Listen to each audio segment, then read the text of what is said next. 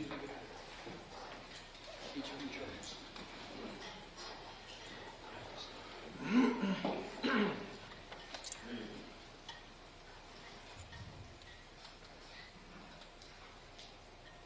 species of the animal kingdom live in a very strict environment.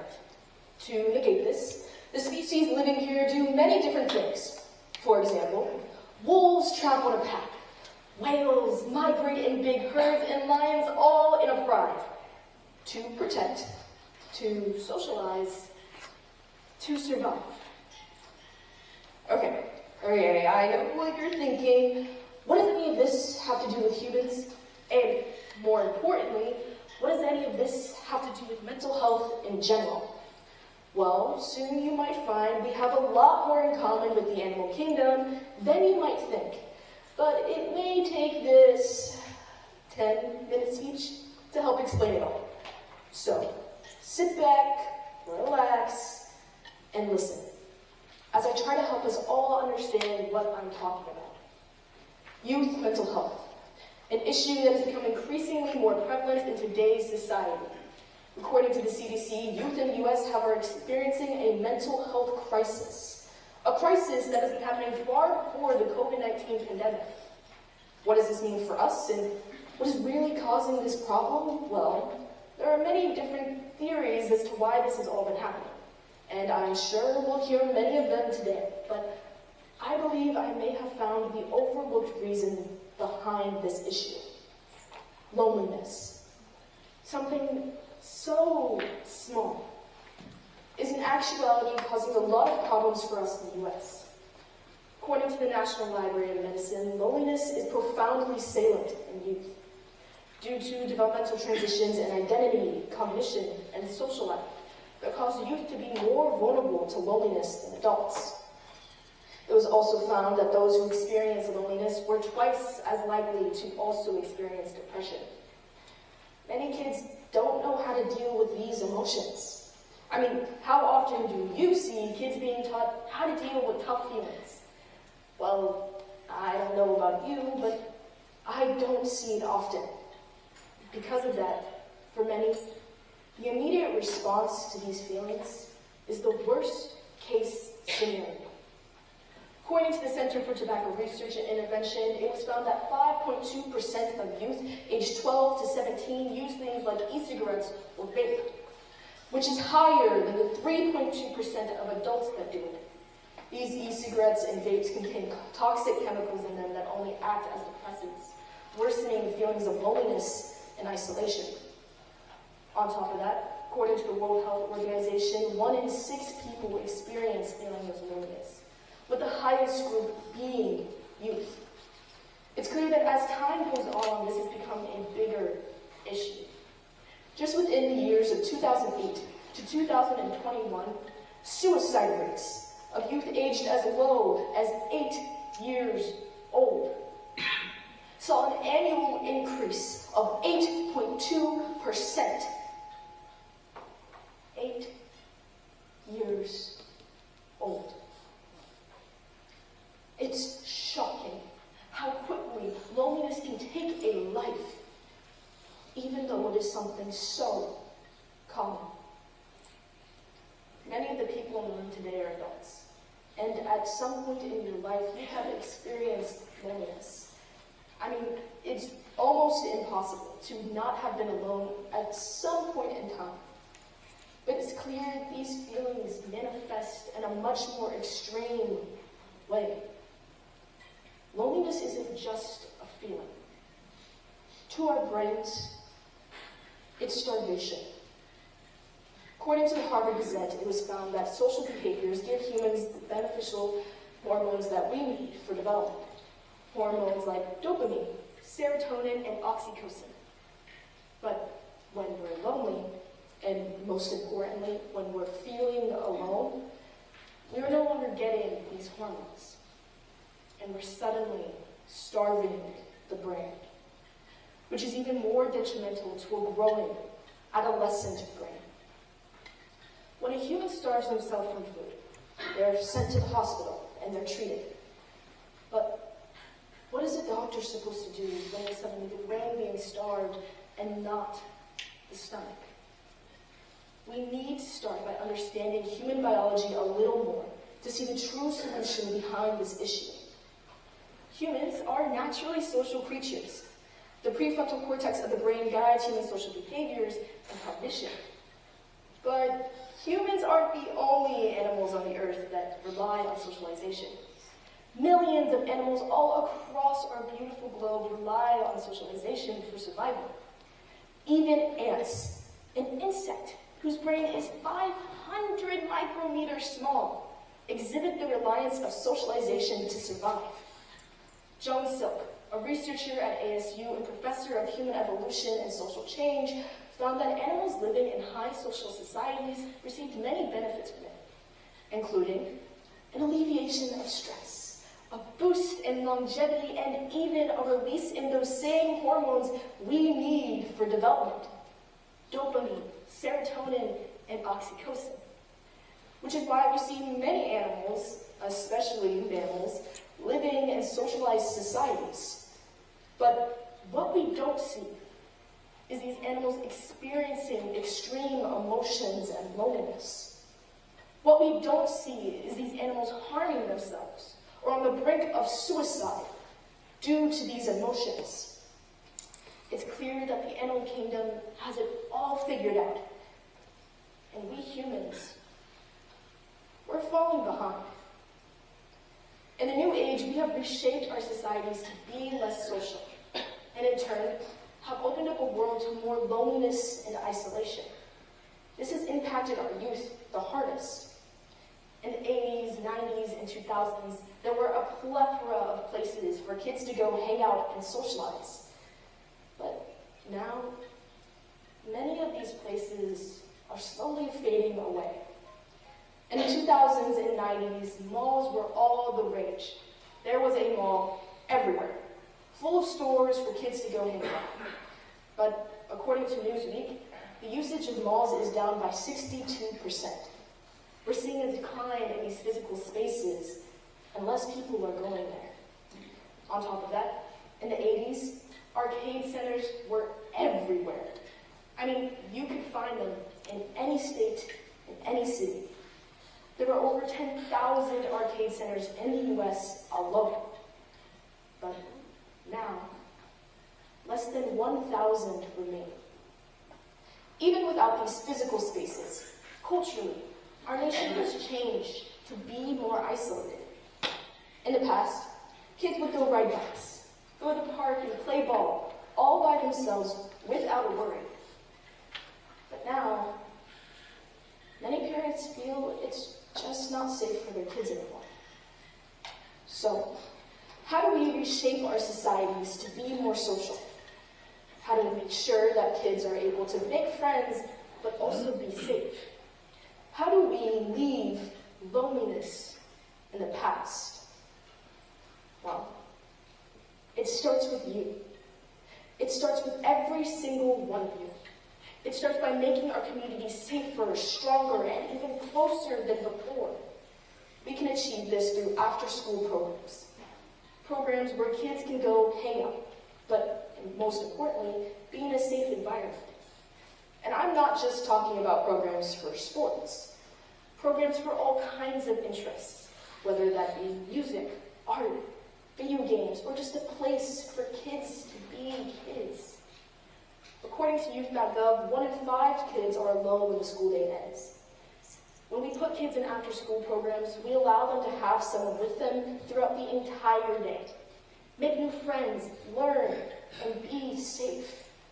On top of that, according to the Wisconsin's Office of Children's Mental Health, it was found that kids that were a part of these programs were shown to have lower rates of depression, anxiety, and loneliness. These kids reported that they suddenly felt like they belonged because they had an environment and a community to go to. If you have kids, or you know someone who has kids, tell them about these programs. Be in support of these programs when you see them, because these programs are the way that we give our kids a better life. These programs are the way that we leave loneliness in the past, and we start seeing growth. Because we live in a very strict environment.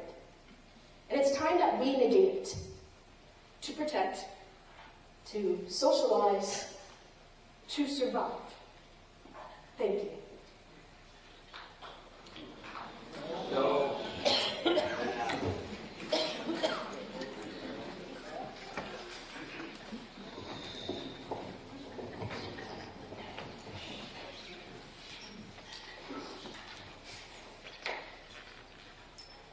He showed up with a small garbage bag of clothes. I was in the 5th grade when my foster brother moved in. He was a 6th grader, and I was actually pumped. I thought, finally a brother my age. We're going to stay up late, play video games, and even team up against my parents. However, the second he walked through the door, I realized that I wasn't getting a teammate. I was meeting a survivor. My parents have fostered 15 kids over the years. 15. That's 15 different personalities, lots of shared toys, and a lifetime supply of single socks. However, one of those 15 is deeply etched in my mind. He showed up with a small garbage bag of clothes and the deeper weight of a collapsed world. His family had been torn apart under the weight of addiction. He didn't know where his next meal was coming from or what stability meant. His mental health wasn't just struggling, it was crumbling. The breaking point came in the form of a note. In that note, he wrote that he didn't want to live anymore. I remember the chilling silence that fell over our home when Child Protective Services called and told my parents to hide every knife, every rope, and every tool in the house. For a few terrifying days, our home felt like a fortress under siege. Not from an outside enemy, but the darkness in a 12-year-old boy's mind. Seeing this kind of darkness so close is a barrier no child is built to climb alone. And it taught me a hard truth. Mental health isn't always just what's going on in your mind, it's the barriers in your life. And this year's theme, Youth Mental Health Overcoming Barriers to Well-Being, is a call to action. Because the statistics now are scarier than watching your gas gauge drop to empty on that long, lonely stretch of road to Las Vegas. The National Alliance on Mental Health reports that 1 in 6 U.S. youth suffer from a mental illness each year. Yet over half never receive treatment. Why? Because of 3 massive barriers: stigma, access, and basic needs. The first barrier is stigma. Too often, mental health is treated as the thing we don't talk about. If you break your arm, everyone wants to sign your cast, ask how you're feeling, maybe even bring you cookies. If you struggle with anxiety or depression, suddenly people notice the cracks in the ceiling, staring at their watch, or even staring at their shoes. Anything but you. This silence is a barrier, and silence has consequences. But there's good news. The CDC reports that students who feel school connectedness are 60% less likely to experience persistent sadness. Basically, being a good human and making personal connections with these young people is scientifically proven medical intervention. Teens are 60% less sad just by being seen. The second barrier is access. This is a hard one for many teens want help. But getting access to a real person who can provide real support isn't easy. The National Survey of Children's Health reports that over half of the youth aging from 12 to 17 have trouble getting help. And if mental health had a quick fix, someone would have made an app for it by now, right? Tap once, instant calm. Tap twice, the confidence of a middle schooler with a brand new haircut. Tap 3 times the motivation to actually clean your room before your mom tells you for the 5th and final time. Sadly, access to this kind of help isn't that easy. The third barrier, and the one I'm most obsessed with, is basic needs. Watching my foster brother, I realized you can't focus on your well-being when your stomach is growling or your shoes have holes in them. In the 8th grade, I decided to stop watching and start acting. I created a charity to support my local elementary school that shaped my early education. The charity raises funds for Dignity Essentials, grocery gift cards, a snack closet, and my personal favorite, brand new Nike tennis shoes. Why Nikes? Because when a kid walks into school feeling prepared, feeling respected, a mental barrier drops. And I don't meet all the students, but I hear the stories. The kids that participate more in class, smile more, that feel less invisible.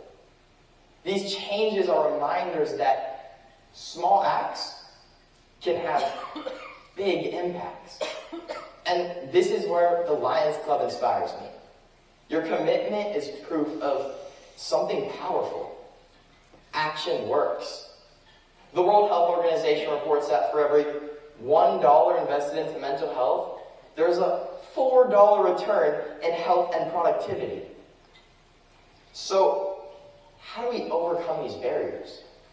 Well, we start by being first responders for the people around us. By these 3 simple steps. First, notice someone. See that kid sitting alone in the cafeteria, or that teen that's a little quieter than usual, or child, or grandchild, or even neighbor who just doesn't really get out of their room. Just noticing is the first step. Sometimes just noticing is all it takes for them to feel seen. Second, listen to someone.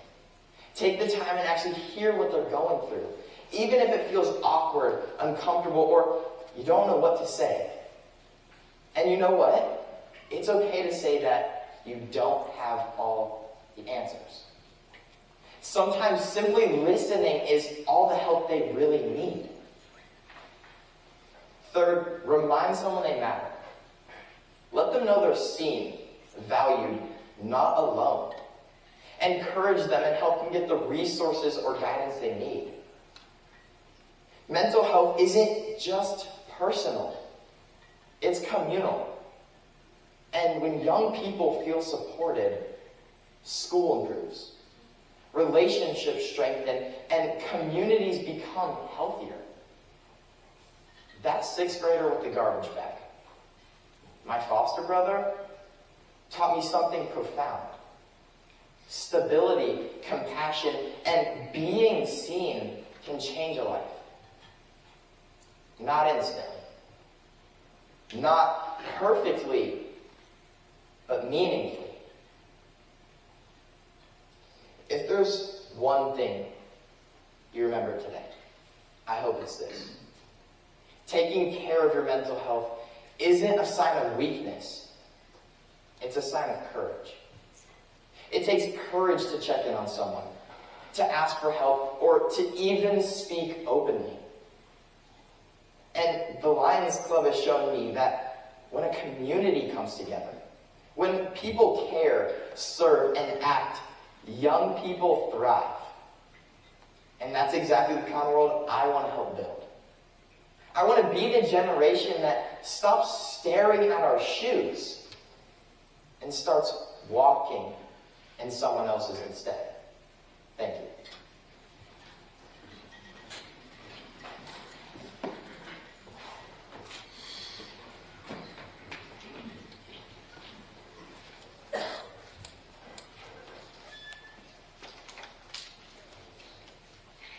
KMS. I want to KMS. This 3-letter acronym has become a common slang term in teen group chats. And while I wish I could tell you it meant something cute, like LOL for laugh out loud, or OMG for oh my god, KMS stands for kill myself. I want to KMS means I want to kill myself. And while that does seem serious, what's even more shocking is the fact that a study by Drexel University found that over 60% of teens use this acronym in daily digital conversations. In our society, declining mental health has become so normalized that it's joked about, casually typed, and even abbreviated. In order to understand youth mental health, and more importantly, overcome the barriers to well-being, we need to look at what's making young people feel this way in the first place.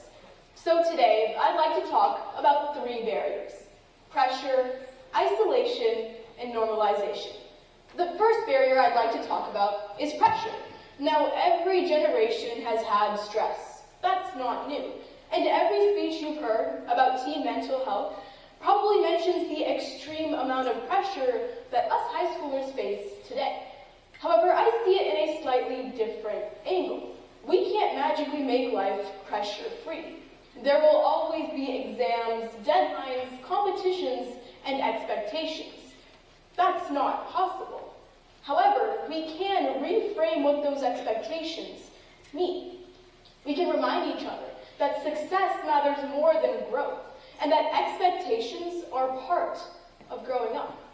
Because pressure, according to the CDC, 42% of high school students report persistent feelings of sadness or hopelessness because of it, and nearly 22% have seriously considered attempting suicide because of pressure. Pressure today isn't just about performing well, it's about proving your worth. If you get the grade, you're smart. If you make the team, you're talented. And if you get into the college, you're successful. But if you don't, that's where it becomes dangerous. When performance becomes your identity, failure feels personal. And as a student at a pressure cooker high school, I've seen peers break down over things that seem small, like a B+ on a test or a rejected internship, because they've internalized the belief that falling behind once means falling behind in life. So what can we do? We can remind each other that setbacks are a part of growth, and that effort matters more than perfection. Now, pressure can suffocate, but what makes it even worse is my second point: isolation. The feeling that you're completely on your own, even when everyone around you seems connected. I'm sure we've all heard statistics today that our teens are more digitally connected than ever. Because of social media, we can see what our friends are doing almost all the time. However, this constant digital connection doesn't necessarily translate into real connection when someone is understanding you, hearing you, and truly listening to you. In fact, according to the U.S. Surgeon Advisory, teens who spend over 3 hours per day on social media have twice the risk of increased symptoms of both anxiety and depression than those who spend less time online. This means being connected to a screen can go hand in hand with feeling emotionally alone. And this is more than just statistics. A 13-year-old from England named Robin Lott posted videos in TikTok showing her emotional distress after she had a falling out with a friend. And her family later said that her peers and online environment couldn't recognize the pain that she was going through before it was too late, and she took her own life. And this truth highlights a harsh truth for us. Isolation doesn't just mean being physically alone. Us youth can be surrounded by classmates, group chats, and tons of social media content, yet still feel like there's no one to talk to about how we actually feel. And when you think that nobody would understand, or that opening up would be a burden, it becomes easier to carry everything silently. And that silence further declines mental health. So while we can't erase social media or go back to a time before screens, we can prioritize real connection. Conversations that go more than just likes and emojis, and check-ins that go beyond just a hey DM. Because mental health isn't just about surviving pressure. It's about knowing that you don't have to survive it alone.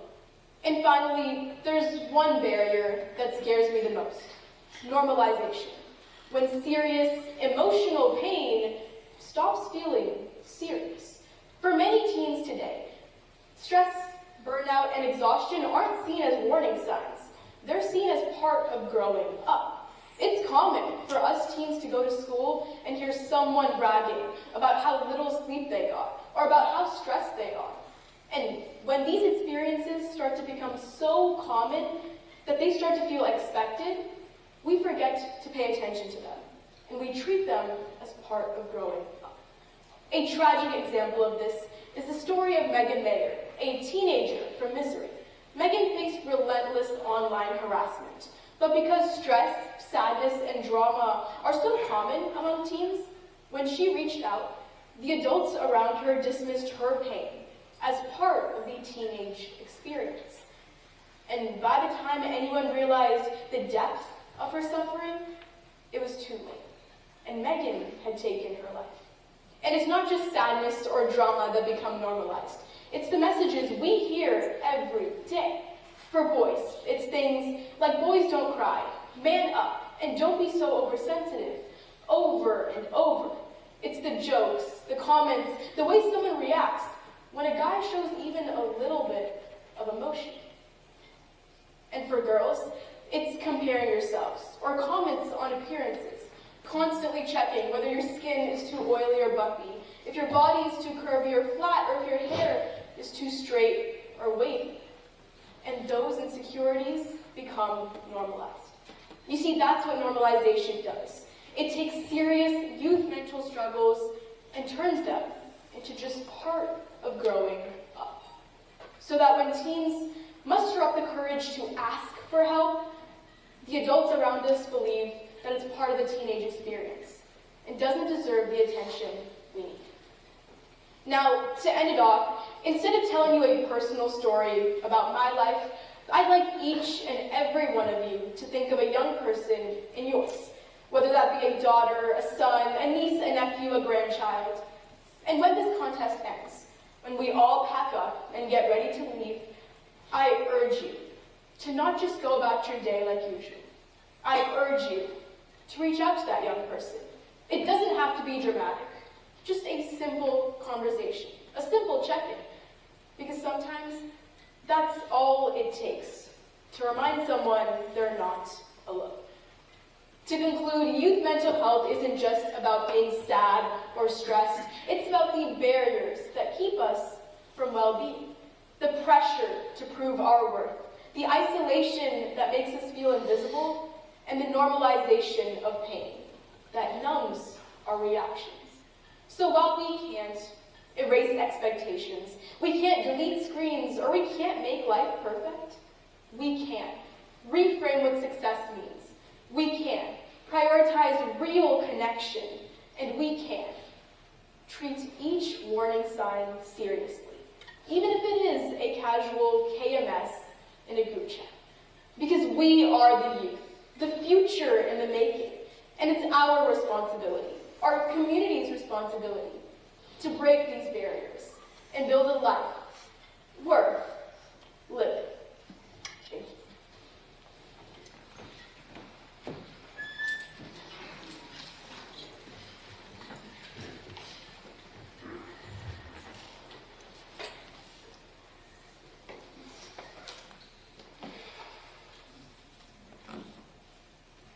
I'm not saying I'm a stressed out teenager, but my counselor once told me, try breathing, which honestly felt like a personal attack. And then I thought about it, because youth mental health isn't just a topic, it's a crisis. According to the Centers for Disease Control and Prevention, more than 40% of high school students report persistent feelings of sadness or hopelessness. That's not just a number. That's a generation drowning in expectation, comparison, and pressure. Today, I want to analyze this year's topic: youth mental health, overcoming barriers to well-being.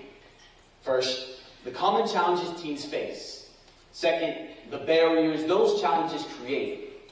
And third, the solutions to help us move forward. Let's begin with the challenges. The first challenge is anxiety, that constant feeling of inadequacy. Many teens today live with the sense that they're behind, not achieving fast enough, not impressive enough, not enough. Adults may recognize that feeling as temporary, but for teens, it feels defining. You, sir, Think back to a time when you didn't feel good enough. Hopefully, your adult coping skills have taught you that that feeling will go away soon enough. I've always filled my schedule. Engineering, tennis, classes. Last year, it stopped feeling exciting and started feeling impossible. I remember lying awake, running through my to-do list, wondering how I could keep up. I felt one step behind. A 2023 federal survey revealed a sharp rise in anxiety adolescent diagnosis over the past decade. Anxiety becomes a constant hum, the sense that something could go wrong at any moment. Right behind anxiety comes a second challenge: comparison. If anxiety plants a seed of doubt, comparison makes it grow. Social media provides teens with curated perfection. With highlight reels disguised as reality, the comparing never stops. Can those of us on this side of the room take a moment and think about how often we compare ourselves to others, and how we often end up feeling like we don't measure up? Add in social media and you pour gasoline onto an already burning fire. And for many teens, these pressures land even harder, especially for those in rural communities like mine. Roughly 60% of rural Americans live in areas with a shortage of mental health professionals, meaning teens who are overwhelmed by comparison often feel like they have fewer places to turn for support. These pressures can deepen into a third critical challenge: depression. Depression doesn't just bring sadness, it shrinks hope. It convinces teens that their efforts won't matter, that their dreams are unrealistic, and that their futures are closed off. A study from the National Institute of Mental Health found that over 4 million adolescents experience at least one major depressive episode each year. These pressures don't sit quietly. They become barriers. The first barrier is the fear of failure. Anxiety and comparison turn into fear. Fear of getting it wrong, fear of being judged, fear of confirming every doubt. A study from the American Psychological Association found that over 90% of teens experience stress symptoms. When stress becomes constant, teens stop taking risks. I did. First, I skipped engineering to catch up on assignments. Then I skipped tennis for engineering. Then I skipped both just to survive the week. I wasn't lazy. I was overwhelmed. And for the first time, I considered quitting the activities that I loved. Not because I didn't care, but because I was afraid of failing everything. Fear doesn't just feed failure. It blocks growth.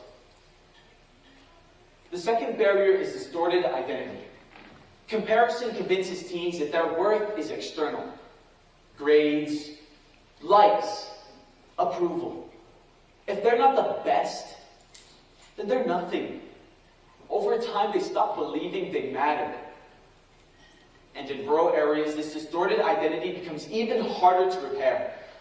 Roughly 65% of rural counties have no psychiatrists at all. And suicide rates are up to 68% higher than in urban communities. When self-worth crumbles, the third barrier appears: isolation. Depression creates distance from friends, from passions, from support. Teens pull away not because they don't care, but because they feel like a burden. A study from the American Psychological Association found that over half of teens avoid seeking help because they fear being judged by their parents or peers. This silence is dangerous. Isolation becomes a wall that blocks from help and hope. But the good news is that barriers aren't permanent. They're obstacles. And obstacles can be met, supported, and overcome. Well-being doesn't start with perfection. It starts with connection, compassion, and courage. To break through the first barrier, we must redefine failure. Failure isn't a verdict. It's part of growth. When adults model resilience instead of perfection, Teens learn that mistakes don't disqualify them. Trying matters more than winning. Effort matters more than outcomes. Growth is built on attempts. I almost let fear win. But instead of walking away, I pushed through. I found so much success in engineering and tennis this year, and fear nearly stole that from me. So what I learned is this. Sometimes the biggest battle isn't your schedule. It's your doubt. Because when failure becomes a teacher instead of a threat, fear loses its grip. Stepping through the second barrier means helping teens reclaim identity. Well-being improves when teens stop asking, how do I compare? And start asking, who am I becoming? Worth is internal, not ranked or measured. Reclaiming identity means recognizing strengths, celebrating progress, and defining success personally. And for teens in rural areas, reclaiming identity also means ensuring they aren't left behind simply because of where they live. When most rural counties lack mental health specialists, connection becomes even more essential. Identity grows strongest when teens know they aren't alone, when they have a community that steps in when the system falls short. Finally, healing grows strongest through connection with others, breaking through our toughest of barriers. Creating environments where mental health is discussed openly, it gives teens permission to ask for help. Listening without minimizing, checking in without waiting for a crisis, normalizing struggle. Healing happens in community. Connection becomes the antidote to isolation. Today, we looked at the common challenges teens face, that being anxiety, comparison, and depression. Next, we discussed the barriers rooted in these challenges, the fear of failure, distorted identity, and isolation. Last, we found the steps to solve these issues, redefining failure, reclaiming identity, and connecting with others. Reaching for the stars has never been about being the best. It's about refusing to make yourself feel small just because the world feels so big. The world doesn't need perfect teens. It needs willing ones, brave ones, ones who show up even when they're unsure. So press on. Acknowledge every challenge you face, and when you hit a wall, one that feels immovable, impossible, overwhelming, do not shrink or step back. Step forward into your next opportunity.